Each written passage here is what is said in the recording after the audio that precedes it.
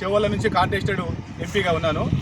గత 8 సంవత్సరాల నుంచి టీఆర్ఎస్ ప్రభుత్వము ఈ ఏరియా మొత్తం అంతా రైతుల దగ్గర 150 నుంచి 200 మంది డబ్బులు ఇవ్వకుండా అన్యాయంగా భూమి లాక్కొని మరి పబ్బం గడుపుతూ మరి డబ్బులు ఇవ్వలేదు.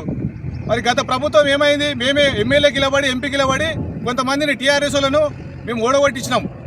మరి కాంగ్రెస్ ప్రభుత్వం 15 నెలల కింద మాకు నష్టపరిహారం ఇస్తాము, భూములు మీకు ఇస్తామని చెప్పి అధికారంలో వచ్చినాక ఇప్పటికీ 10 సార్లు సెక్రటరీ తిరిగినాము, బట్టి విక్రమార్క గారు తిరిగినాము. బట్టి విక్రమార్క గారు సీఎం డిప్యూటీ సీఎం గారే మాకు వాయిదా ఇది చెప్పిండు అనమాట, ఇస్తామని చెప్పేసి చెప్పిండు. ఇప్పటి వరకు ఆయన దగ్గరికి పోతే కూడా అపాయింట్మెంట్ ఇవ్వట్లేదు.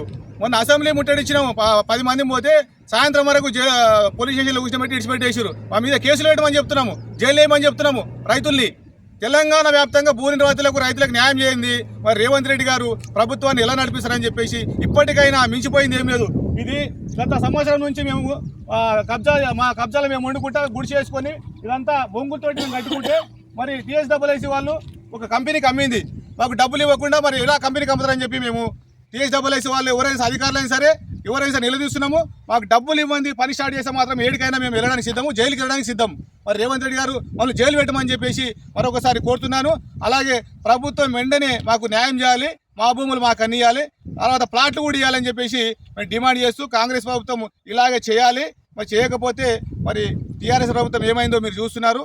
అలాగే ఇప్పుడు ఎంబడే న్యాయం చేయాలని చెప్పి అప్పటి వరకు పని ఆపాలని చెప్పేసి కోరుతున్నాను.